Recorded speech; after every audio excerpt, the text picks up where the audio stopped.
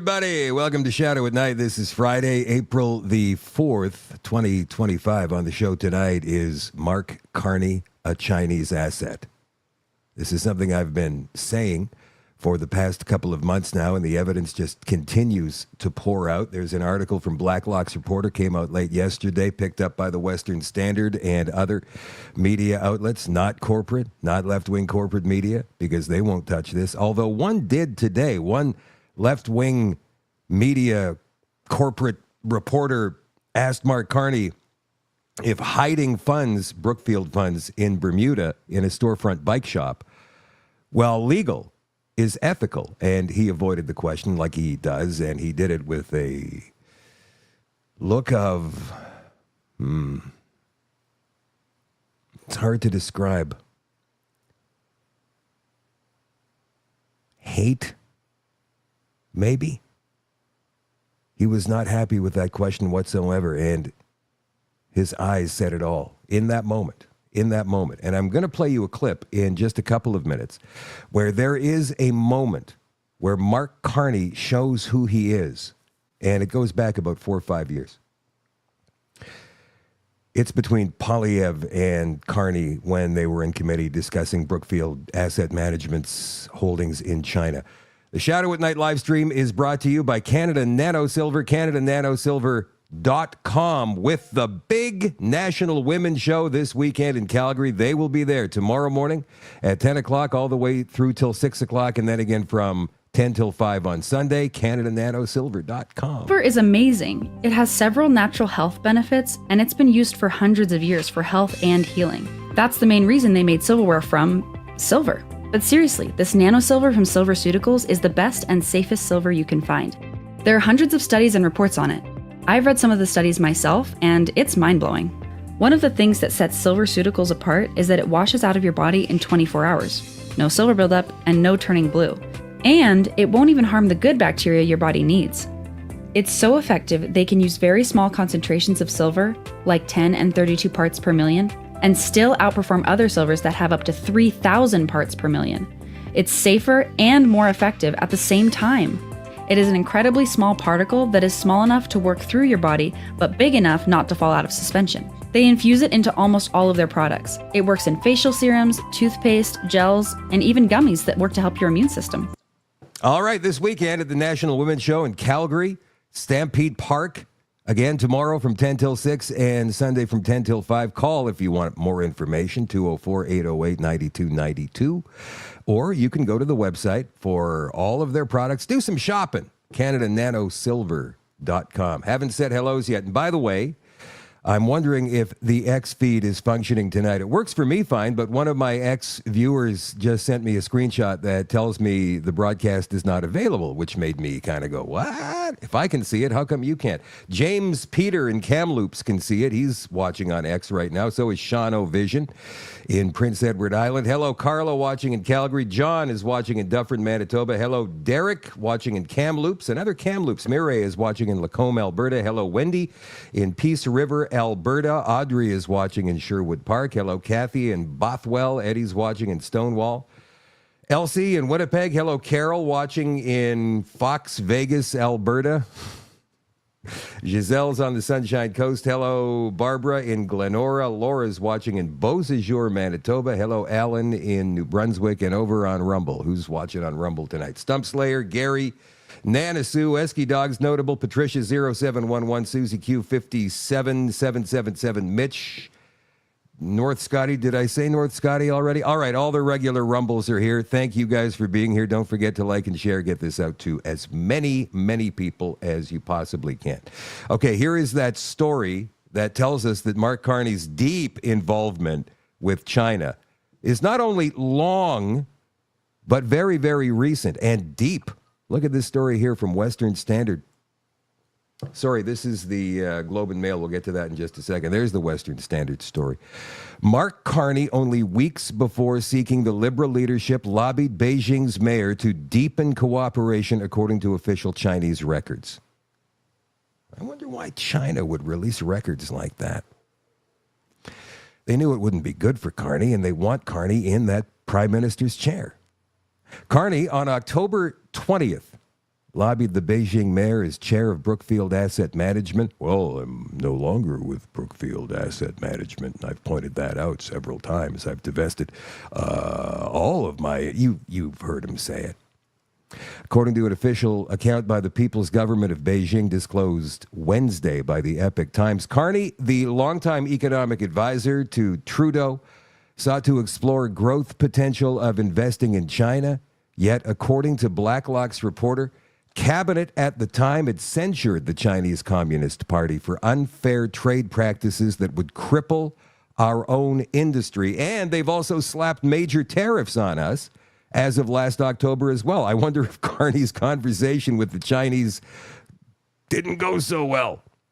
Foreign guests expressed strong confidence in the development prospects and growth potential of investing in China, said the official account from Beijing's government, which was issued 3 days after the private talk.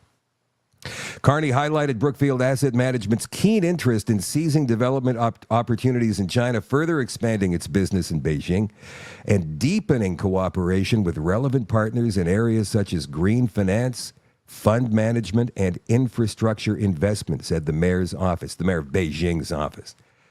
The meeting came only days after the Liberal cabinet on October 1st imposed 100% tariffs on Chinese electric vehicles in retaliation for predatory trade practices. The reality is China has an intentional state-directed policy of overcapacity and oversupply designed to cripple our own industry. That from Chrystia Freeland at the time. We simply will not allow that to happen to our electric vehicle sector, which is showing such promise and in which we have heavily invested. Of course, Canada needs to be ready for all manner of reactions, and we are. Of course, we'll take on China just like we'll take on the Americans, because elbows up, everybody. Elbows up, everybody. Carney, selected by the Liberals March 9th as party leader and by default replacing Trudeau as prime minister, made no mention of lobbying the mayor of Beijing. You've got to understand where China is going, whether there is any room for partnership in that. Carney told reporters March 26th, they haven't changed their path at all, China. Years. They want global dominance. Full stop. Look, I am beholden to absolutely no one except the Canadian people. I'm here for the Canadian people. Oh, really? Is that why you haven't lived here in how long? 12 years? And then you came for a brief pit stop as the Bank of Canada governor, and then you went, yeah.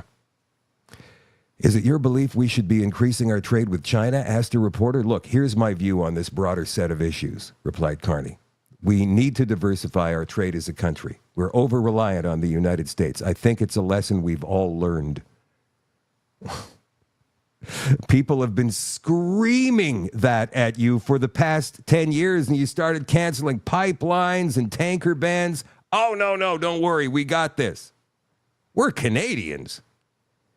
The Liberal leader then said he considered China an unsuitable substitute for American buyers. We want to diversify with like-minded partners, he said. There are partners that we can build deeper ties with. Now, he's talking about Europe there, obviously. That was his first trip after becoming prime minister just a couple of weeks ago. But the partners in Asia that share our values don't include China.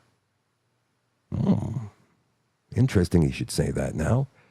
There's certain activities we could have with China. We obviously do have a large amount of trade with them, but we have to be very careful, very deliberate, and they need to meet Canadian standards. Here is Mark Carney being grilled by Pierre Poilievre at committee, over Zoom, of course, because, it was COVID times, back in May of 2021, when he was still the chair of Brookfield Asset Management. Watch. Your CEO says that a third of Brookfield's business will be in China within 25 years. China is the biggest emitter of greenhouse gases in the world. Why are you moving your resources and your capital to a country that has such intense emissions of greenhouse gases when that's the opposite of what you state is your purpose? Well, to be clear on the specific, my role at Brookfield, which is to develop a strategy, which we are developing, which is to invest in companies remove and eliminate greenhouse gases. So that's the impact, that's the transition approach. So what one does in that situation, if you may follow, is you go to where the emissions are and you convert dirty activities to green activities. And in fact, this is I believed when I accepted the invitation, was the focus of this this committee, is how we could do it for Canada. And so Brookfield is working. What I'm doing, I don't think I'm getting an answer representing here. If I may, you keep You've had plenty of time, sir. May Can I please go on to my next question? Well, actually, I wouldn't mind, rather than having your characterization of what I do, being allowed to give what I do, the facts of what I do and what my responsibilities are. And my responsibilities at Brookfield are developing a transition fund, which we think will be world leading, which is to help. And I'm commenting on the impact that has on human rights around the world, sir. That's the point. And so I'll conclude. Greenhouse gas emissions. A final question. A final question. An ethical way. Thank you. Do you believe that the Chinese government is perpetrating a genocide on the Uyghur people? Okay, here, watch. Uh, We're going to go back. Shareholder in an ethical way. Thank you. Like, Carney's looking at him saying, why did you ask me that? You know I can't answer that, and you asked me anyway. That's exactly what his face says there. And Poilievre absolutely knew he was going to catch him. And Carney was woefully unprepared. And he gives that face. Watch again. Do you believe that the Chinese government is perpetrating a genocide on the Uyghur people?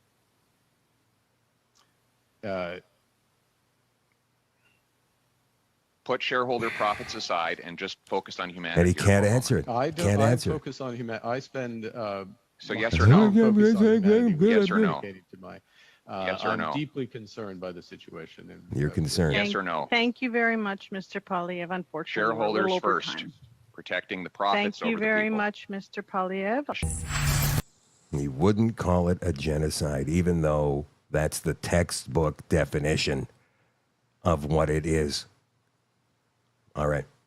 Does Mark Carney pose a threat to national unity? The left-wing corporate media on X today were all over this op-ed by Preston Manning, which was published in the Globe and Mail. Who said this? One of the guys from the Toronto Star, I think, said, oh, right, so if you don't get your way, you're just going to take your ball and go home and not play anymore, right? My response was simply this. The West has been playing a rigged game for decades, and it's time to step out. If the refs are all against you and the other team is winning by 8 touchdowns, and you have absolutely no chance because whenever you do complete a pass, it gets called back because illegal procedure or some other ridiculous, stupid penalty, it's time to go. It's time to go. But the question is, does Alberta have the support to pull that off? That is the question. There's a lot of assumptions going on right now about Alberta independence, and I think it's a great idea, especially if the Liberals win this election. But does Alberta have that support to make it happen? 37% in the latest poll, and I believe that that support's going to go up, but will it touch 50? What they need is 50.1% to make this happen. Just like the Quebec referendum in 95 it was. 50.1%.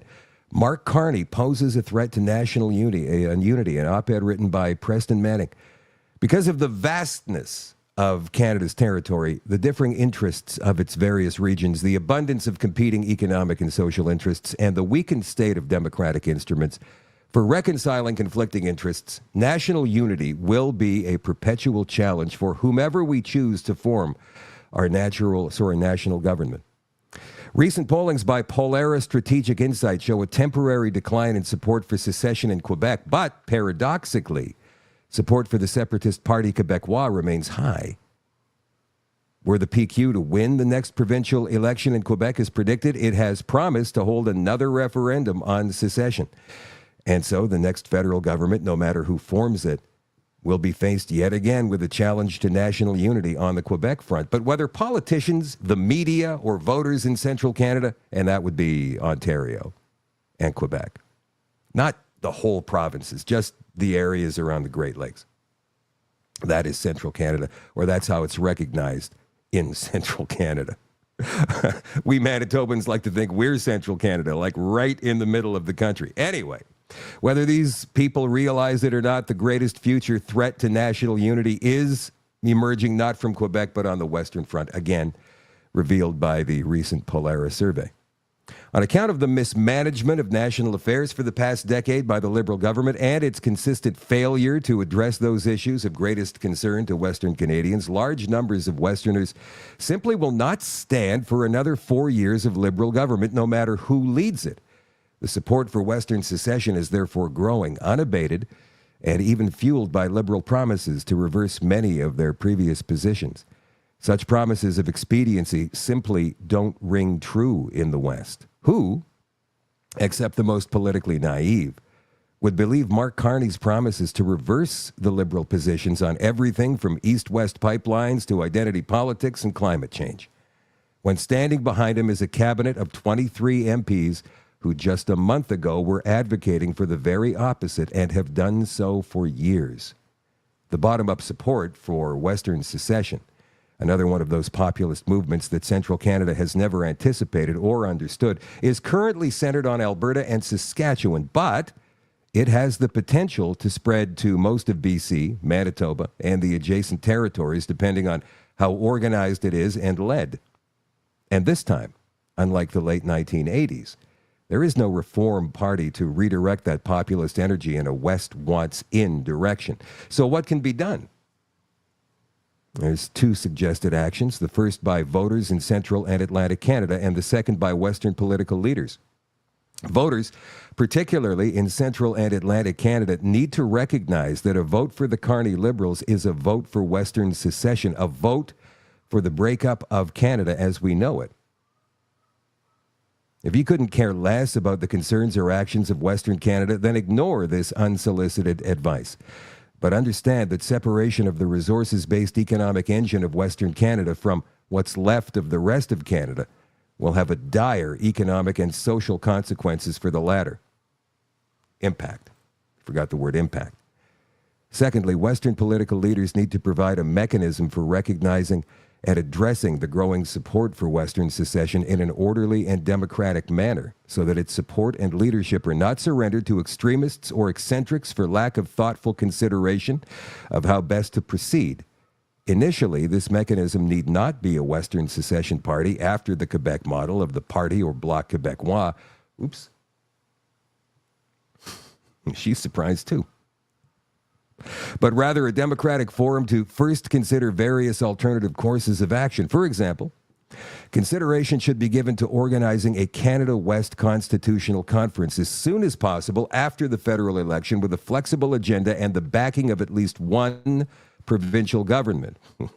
Hello, Danielle Smith and Scott Moe. You know the NDP, Wab Kinew, and David Eby in BC won't be interested in that whatsoever because they're elbows up. If there is a genuinely new federal government after April 28th, then the agenda of that conference should be twofold. First, to constructively address ways and means of co-opting with that government to redress the damage done to Western Canada by a decade of Liberal neglect and misrule. And second, to consider how best to negotiate new and better Canada-U.S. trade relations. But if the Liberals, employing the fear of U.S. President Donald Trump to secure the support of easily frightened voters, should be returned to office, then the agenda of the conference should be to consider ways and means of peacefully seceding. The next Prime Minister of Canada, if it remains Mark Carney, would then be identified in the history books tragically and needlessly as the last Prime Minister of a united Canada. Heavy words from Preston Manning. And here is Mark Carney talking about the Canada-U.S. relationship. I will be working hard for the next month to earn the right to represent Canada in those discussions, to get the best deal for Canada. Notice, he says today that he'll be working hard to become the next prime minister, to be the one to sit down in those conversations. But yesterday he said, yeah, and he and I are going to get together after the election, like he had already won it. So this time he's very careful with his words. Under the new U.S. approach. At the same time, Canada must be looking elsewhere to expand our trade, to build our economy, and to protect our sovereignty. Canada is ready to take a leadership role in building a coalition of like-minded countries who share our values. We believe in international cooperation. We believe in the free and open exchange of goods, services, and ideas. And if the United States no longer wants to lead, Canada will.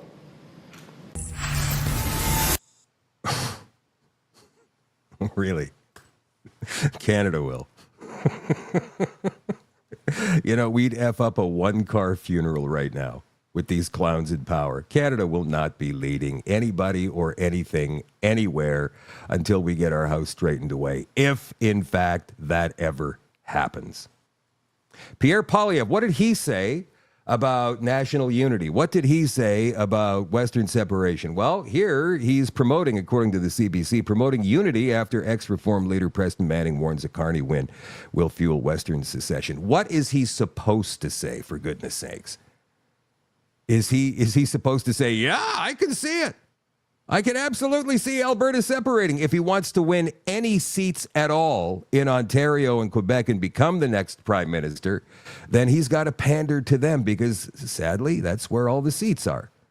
So, of course, he's all about national unity right now, and he's all about dealing with Donald Trump because he has to be. He was thrust into a very difficult political situation. I think he's handled it okay because, to be honest with you, I don't believe half the crap he's saying regarding the U.S. stuff.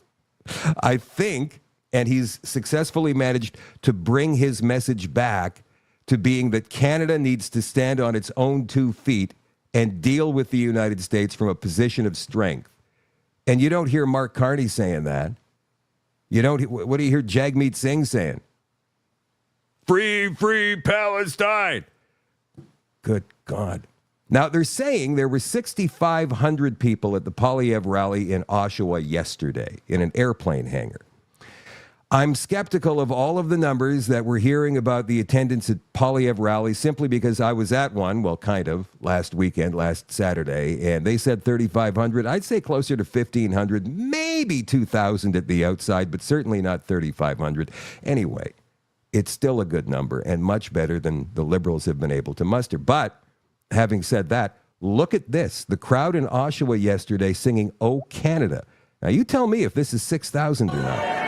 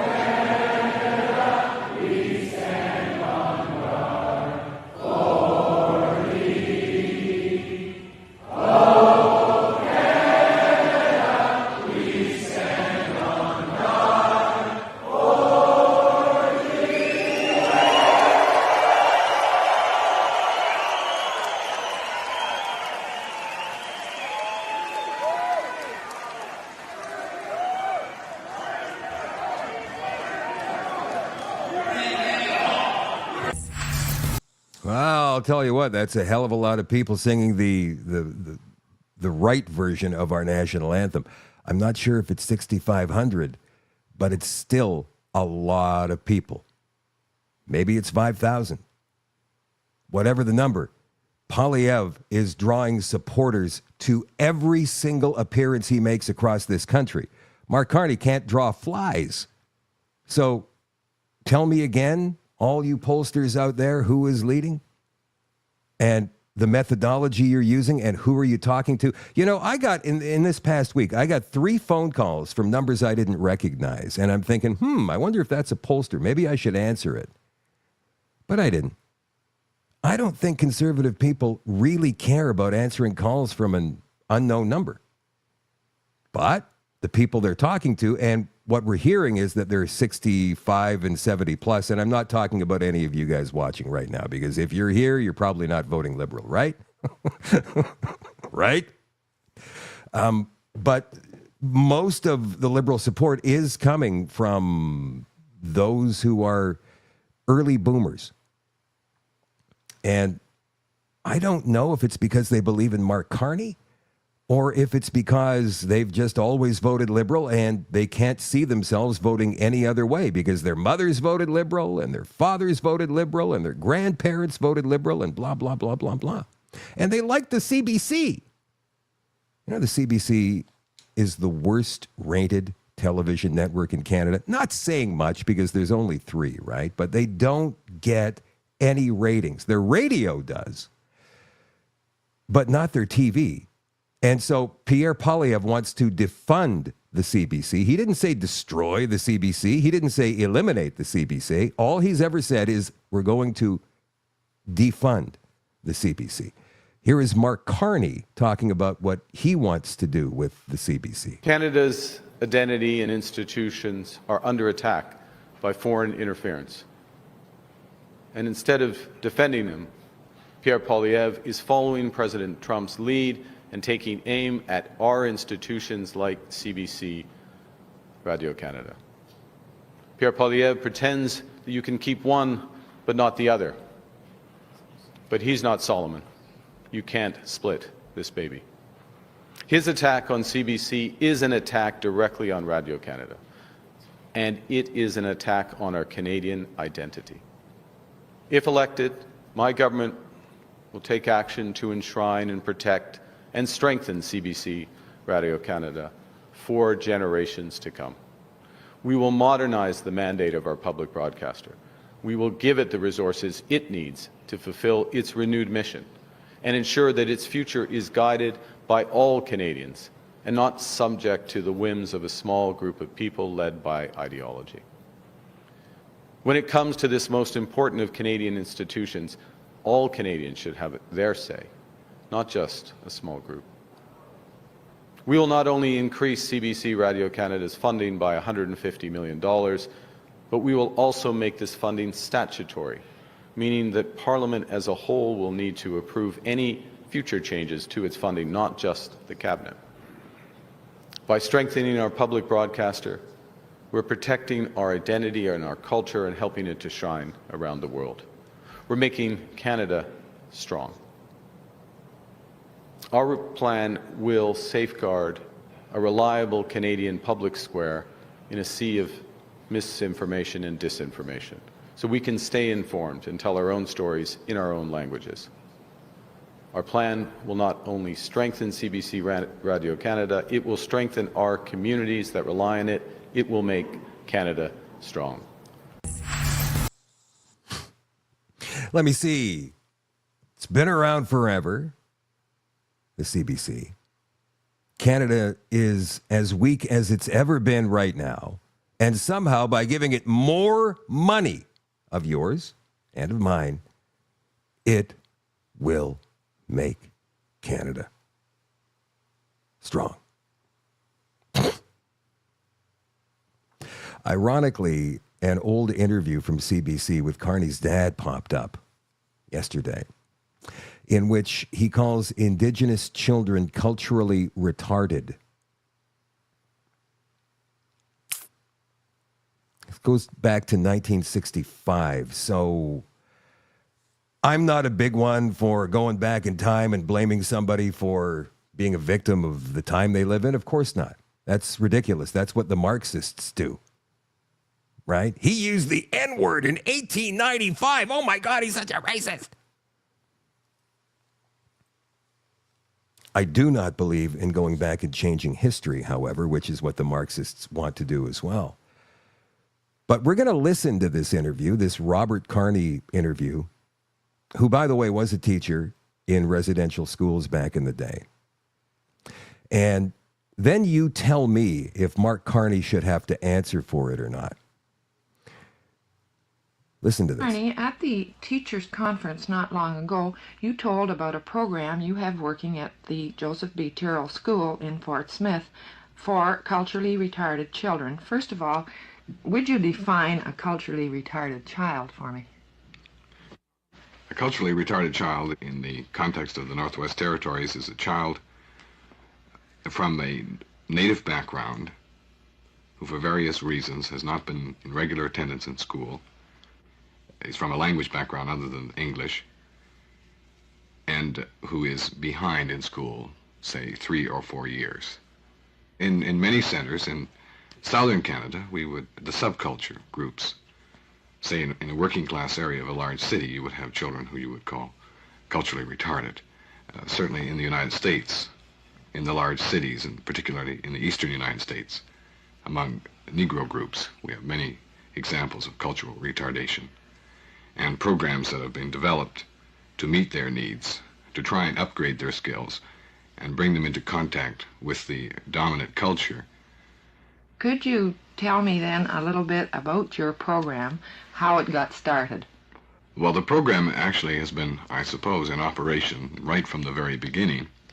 Now, in Fort Smith, we have students coming to us from many northern communities, and these students, we have found, many of these students were behind in school 3, 4, 5, and 6 years. To put a 16-year-old girl in into a regular grade 2 classroom, we found it just didn't work, and that we really weren't meeting the educational needs of the child in this type of class environment. And so we established a number of classes, which we've given the name special classes, for want probably of a better word. And these classes are structured in such a way that the academic skills that are so important to any child living in the 20th century, that these skills are taught in an appropriate manner. And at the same time, we realize, because of this cultural retardation, that many of these children will not progress through the regular grade structure. They will not go into high school. And in all probability, they will return to their own communities, remain with their families, and go out into the bush and continue the old way of life. So we're trying to keep them in both worlds. Now, the regular curriculum is modified for them. We want them to be able to read. We want them to be able to speak English. We want them to be able to do the various operations in arithmetic. We want them to know about the world. We want them to know about the world of science. We want them to have the opportunity of expression in music and art. We want them to learn various skills in physical education and so on. But at the same time, we want them to not forget their origins or not to forget their backgrounds, and to instill in them a sense of pride and a sense of belonging, that the culture from which they come is a good culture, and that if they do go back to the old way of life, they go back with skills which will help them in the old way of life. Okay, so what is he saying there? First of all, remember, it's 1965, so the expression cultural retardation shouldn't mean anything to anybody. All right, it just shouldn't.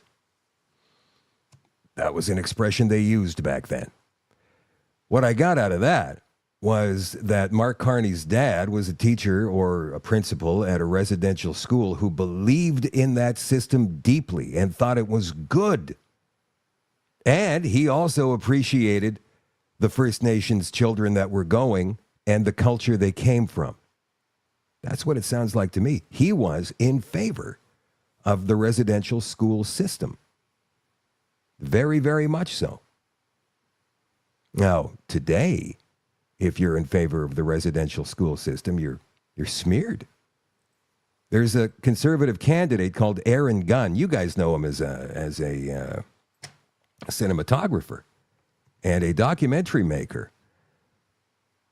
He's running for the CPC in BC, and the calls are getting louder for him to step down for things he said about residential schools. We'll get to that story in just a second. Here is a piece from Terry Newman on the National Post. Says CBC unfairly attacked CBC because, of course, you know, it's all about the residential schools and you're a denier. CBC unfairly attacks Carney's father. Robert Carney was a day school principal who cared about Indigenous education. That's what I got out of it. So should Mark Carney have to answer for the evils, if that's what they are, of his father? No, that was his father. I'm not sure if Mark Carney believes in the same thing. Who knows? With Marxists, it's weird because their whole philosophy can, not always, but can go back generations. It's instilled in them from the time they're babies, right? Like Manchurian Candidates, where they absolutely are groomed for a role that they're going to play later on in life. I'm not sure if that's the situation with Mark Carney. I would love to know about the rise of Mark Carney, to be honest with you. How did he get from the Northwest Territories all the way to Davos to become a key member of the World Economic Forum? We have news on that coming up in just a second as well, in terms of Klaus Schwab. This story is from the Delta Optimist. Demand rises for removal of North Island Powell River candidate. So let's go down here and see. Oh, look, there's Aaron Gunn. And I'm sure you guys can appreciate the stuff he's put out in the last few years. Calls for the Conservative Party of Canada to remove Aaron Gunn as its candidate in North Island Powell River are coming from First Nations, National Party leaders, and 2 other candidates running locally. Well, if that's the situation, then maybe they should be calling for the removal of Mark Carney, whose father was a residential school fan. On April 3rd, First Nations Leadership Council issued a media release about previous comments made by Gunn on social media. The FNLC is joining calls for the Conservative Party to drop Aaron Gunn, the candidate for North Island Powell River, due to his horrific and offensive posts on X between 2019 and 2021, refuting that Indigenous people faced a genocide in Canada and that residential schools were asked for by Indigenous bands, the release stated.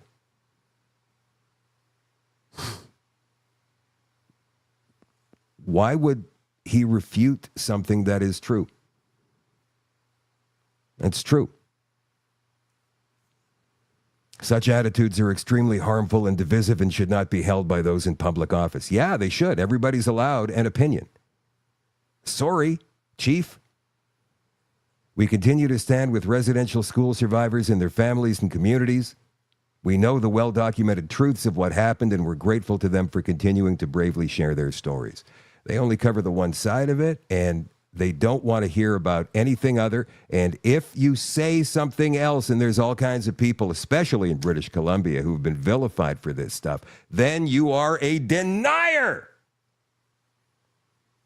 It's ridiculous, to be honest. And if Pierre Poilievre decides to drop Aaron Gunn from his candidate roster over this, I will be very, very, very, very disappointed. Speaking of Poilievre, he said something that was, I thought, funny yesterday, and the Liberals, of course, were all over it on social media. He said women's biological clocks are ticking, and they went, "Oh my God, he said biological clock. How dare he mansplain to me?" They were all over it. But ultimately, his comments were, once again, absolutely reasonable if you listen to them in the full context. So this story comes from Juno News. Poilievre's biological clock comments based in facts. The legacy media attacked Poilievre after he referred to millennial couples who were foregoing having children due to Canada's housing crisis and high cost of living. Poilievre said that under a conservative government, couples in their mid-30s who have been faced with balancing an unaffordable housing situation with a biological clock that's running out, it's true. It's true. What is the biological clock? For women to have babies, I think probably safely to have a child. And I'm saying, there have been exceptions, obviously, to this. But generally speaking, anything over 40 is kind of a risk, no? So anyway, he uses biological clock. Time is running out. Would no longer be overlooked, those people.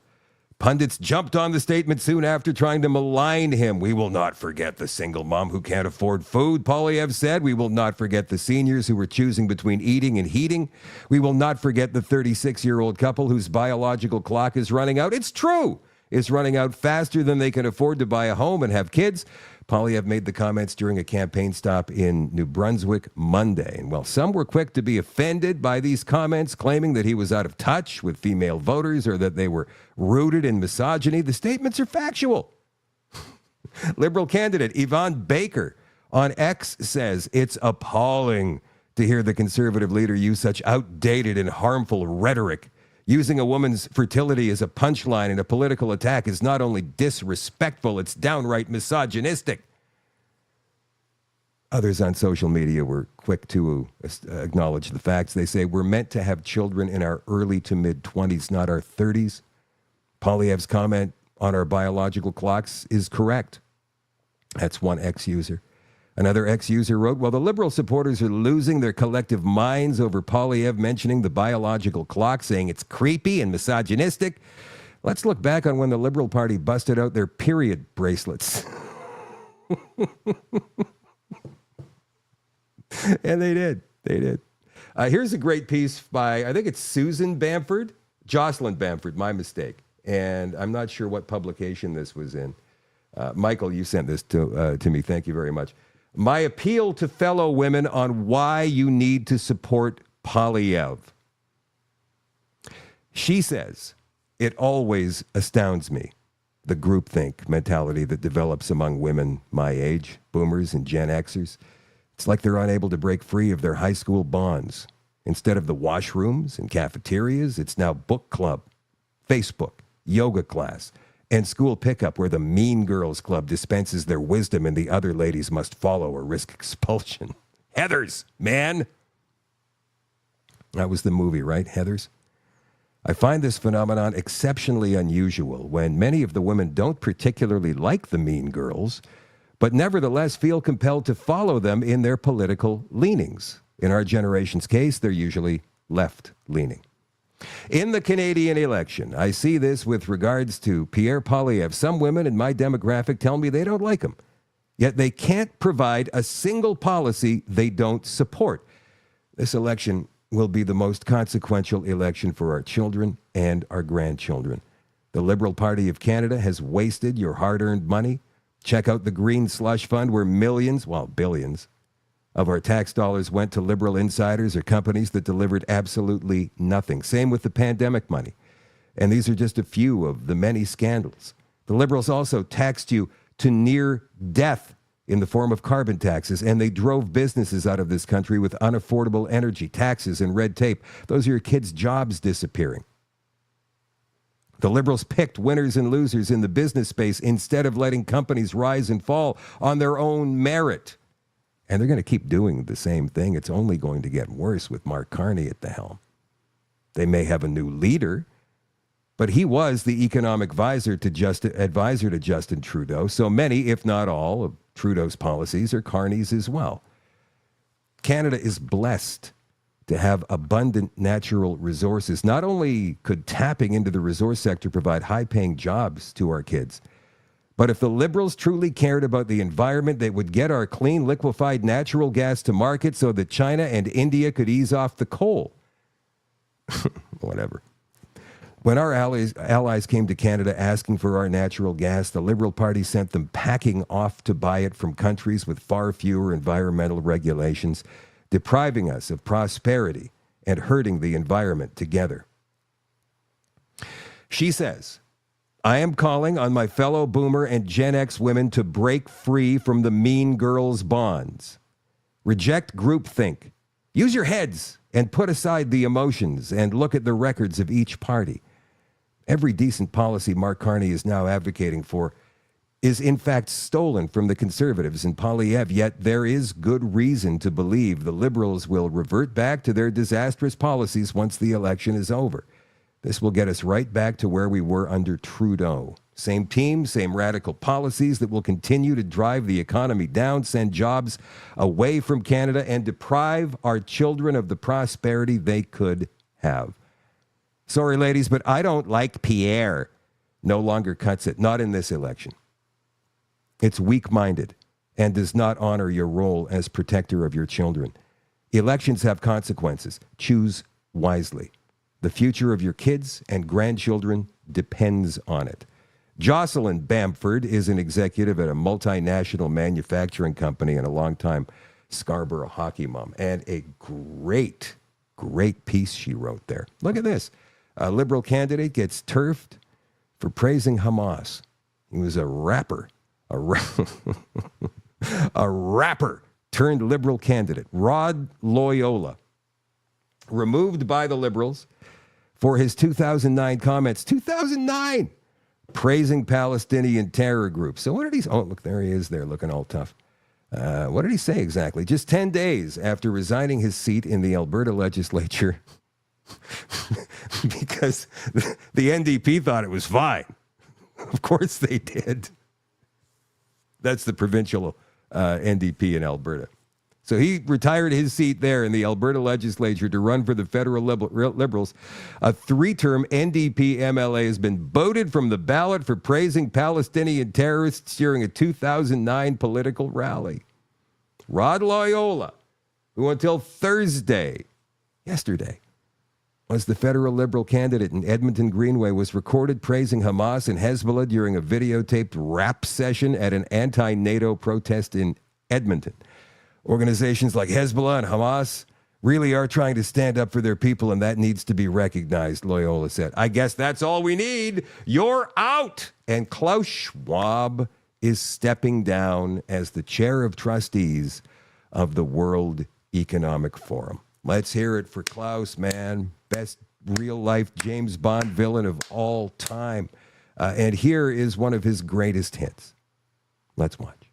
We will end up with many more unemployed, and particularly also people in the gray economy, which are not counted for, who lose their jobs. So we will see definitively a lot of anger already now, but probably increased by the end of the year, because this crisis will be with us until we really have found a remedy. So we have to prepare for a more angry world. And how to prepare? It means to take the necessary action to create a fairer world, to see that we provide everybody with decent access to the health system, that we make sure that those people who are really left behind, and I'm not speaking only on national levels, I'm speaking also internationally. If I see now the tragedy in some of the emerging countries like South Africa, like some countries in East Asia. I think it's all, I don't have too many remedies. The remedies have to be discussed through dialogue by the stakeholders of our global system. But I just see the need for such a dialogue, and I see the need for action. I see the need for a great reset. Yeah, but Klaus, what do you have to do with anything? All you are is a think tank. You have no business appearing at these international events, at these world economic meetings, the G7. He was at the G7 last year. I think he's been there a few years in a row. Like, who are you? Out! No. We don't need think tank members or presidents or chairmen at these kinds of things. You've got one representative there representing your country, and then another one representing your country. We don't need somebody pulling the strings from behind. I had this text exchange with my friend Victoria today. You guys, I think you met her last weekend. She was on one of my videos when I was at the conservative thing. So she sent me this and said, do we know if this is real? Klaus Schwab stepping down? I said, yep. He'll just get replaced by somebody worse. She said, wonder if Trudeau is candidate for the job. LOL, geez. And I thought, I wonder if that's even a possibility. But then I thought, a functioning brain is a prerequisite for the job, and Trudeau doesn't have one. This is not to say that Klaus Schwab is stupid, because he's not. He's actually very smart. And she said, agreed. I couldn't have said that better. Yeah. So who's it going to be? Yuval Harari? Maybe one of the Soroses? I don't know. But it's probably going to be somebody even worse. One last thing before I let you guys go tonight. I know it's a bit of a shortened episode tonight, but on the extension, we've got a much longer part 4 of Europa, The Last Battle tonight. Last night's episode, part 3, was only like 39 minutes, you guys, all you all accessors watching right now. Tonight's episode is like an hour and a half. So hopefully we've got time we can fit it all in. So that's coming up on the extension tonight. And last night's was really good. It was all about Hitler. Tonight, a lot about Stalin. Anyway, before I let you guys go on social tonight, there's this Australian comedy team called Clark and Daw. And a few years ago, like way back, I think this was 89, they did a piece on how the world economy works. And even though it's a comedy piece, it actually holds true. So let's have a look here. Yes, well, most economists are market economists, Brian, to a degree these days, yes. How do you think things are going at the moment? Well, there's a great deal of international concern. I mean, we're taking a toweling, but things will sort themselves out, Brian. This is what a market does. Well, can you explain to me how it all works? How the economy works? Well, yeah, what's the problem at the moment, for instance? Well, what we've got at the moment is an international credit crisis. Yes, how does that happen? Well, I'm a bank, Brian, and I borrow money and I lend it out, and I charge more to the people I'm lending it to than I pay to the people from whom I'm borrowing it. Well, who do you borrow money from? Well, from, depositors, Brian. Have you got $1? Well, yeah, I sure. borrow your $1 and I give you, there's your bank balance. $1? $1. Right, okay, and you pay interest to me on that? I do, but I also charge you fees. Well, why do you charge me fees? Because, Brian, I'm looking after your money. Your money is secure with me. I'm a bank. I mean, this is a very important amount of money. This is probably your nest egg. It's safe with us. And how much interest do you pay me? Approximately the same as I'm charging you in fees. Oh, good deal for me. Well, your money's secure with us, Brian, and I then lend that money to businesses, and those businesses generate income. This is how we build an economy. Yeah. And they put that income into the bank? They do, of course, Brian, and that builds the savings pool, and we can invest more money. Well, who do you lend that to? Well, to people who need credit, Brian. You see, money creates more money, so if we can create money that creates more money, we're broadening the economy, we're expanding it all the time, yes. But shouldn't people just buy the can afford? You don't need to afford the things you're buying, Brian. You need to afford the interest on the money you need to borrow in order to buy them. And you're charging higher rates for all this? We do hop into them a wee bit on the credit rate, Brian. We stick the hydraulics under that because it's a slightly higher risk strategy. Do people need to be buying these things that they can't afford? Obviously they think so, Brian. I mean, these things are advertised to people as very necessary, very important and deeply, deeply attractive. Well, who's advertising things that people don't need? The companies we're lending the money to. So, OK, then you bought into the US subprime housing market. Well, Brian, so concerned are we to build a better Australia. You helped build a worse America. Yeah, well, that was an accident, Brian. What we were doing was investing in the international investment market. And that's been a disaster. It, frankly, famously, hasn't been a huge success hitherto. Well, so what are you going to do? Well, now you give me $700 billion immediately. Why? Well, because we need it, Brian. I mean, the system needs money. Imagine the economy as a body. It needs blood pumping around it, Brian. And you haven't got any? We haven't got any money, no. Well, why not? Well, we lost ours. I've just been explaining that. Well, you're not having mine. Mum! Brian won't let me play with his stuff. It's the only money I've got. You're in for it.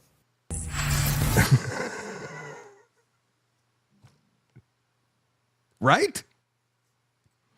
Okay, that's it for the show tonight, you guys. Have a great night, a great weekend. I'll catch you Monday night, 8 o'clock Central for another Shadow at Night live stream. Love you all. I appreciate you all. The extension begins on shadowdavis.com in 2 minutes. I'll see you in just a second.